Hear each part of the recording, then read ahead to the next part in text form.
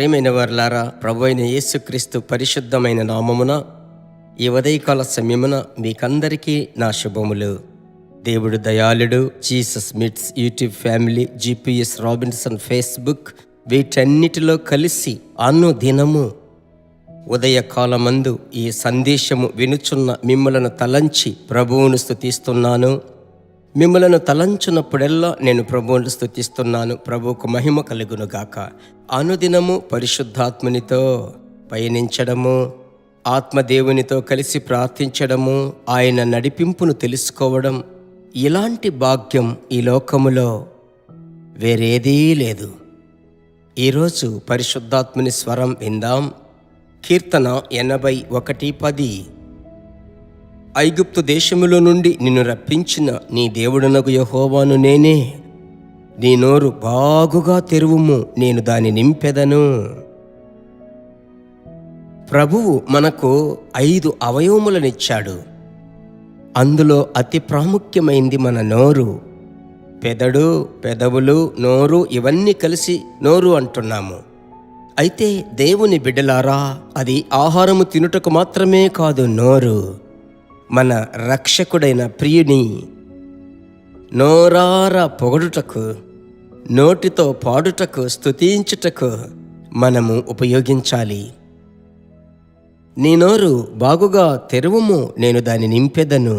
ఆ రోజు అపోస్తలులు 120 మంది కూడుకున్న మేడ గది మీద పరిశుద్ధాత్మ అభిషేకం వారి మీద కుమ్మరింపబడినప్పుడు వారు దేవుణ్ణి స్తుతించారు, ప్రభువును మహిమపరచారు.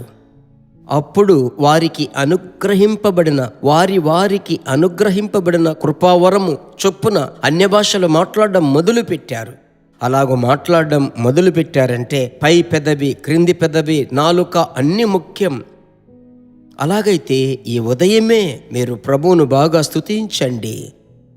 ఉదాహరణకు చెప్తున్నాను, కరువు కాలమందు వర్షమే లేనప్పుడు ఒకరోజు వర్షం వస్తే ఆ వర్షము వచ్చి ఆ నీరు ఎక్కడెక్కడ పడుతుందో అక్కడికి వెళ్ళి ఒక పాత్రను మనం పెడతాము.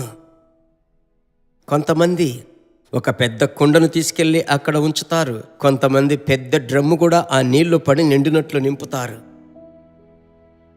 ఒక్కొక్క పాత్రకు ఒక నోటి భాగం ఉన్నది. కొన్ని పాత్రలకు నోరు పెద్దదిగా ఉన్నప్పటికీ ఆ నీరు చెల్లా చెదరు కాకుండా ఆ పాత్ర నింపుతుంది. అదే రీతిగా మీ నోరు బాగా తెరచి ఆయనను స్తుతించి పొగడండి. అనుదినము ఉదయం ప్రభు యొక్క కృపలను తలంచండి. ఆయన గత దినములలో చేసిన కార్యములు, నడిపించిన విధానం, చూపించిన ప్రేమ కొంచెం మీరు ఆలోచించి ఆయనను పొగడండి, ఆయనను ఆరాధించండి. ఆయనను ఆరాధించుటకు అన్య భాషను ఉపయోగించండి.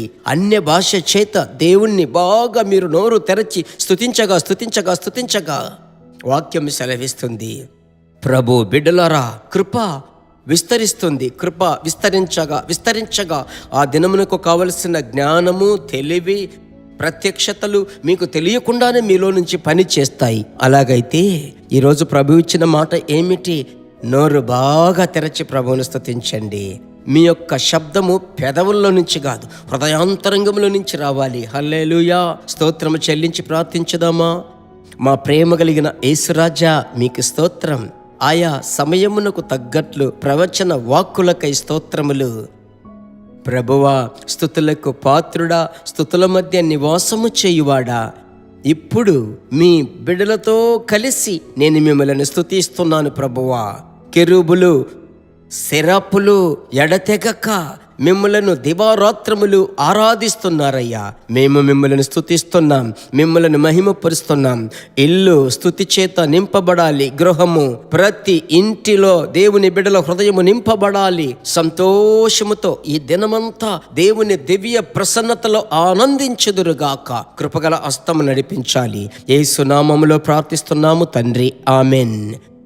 దేవుని బిడ్డలారా, మరచిపోకుండా మీ స్నేహితులకు, రక్త సంబంధులకు, తెలిసిన వారికి, విశ్వాసులందరికీ ఈ గొప్ప సత్యమును మీరు షేర్ చేసినట్లయితే మీ ద్వారా వారు ప్రభువును బాగా స్తుతించడం మొదలు పెడతారు. తద్వారా ప్రభు నామ మహిమపరచబడుతుంది. సరేనా? మరలా కలుసుకుందాం.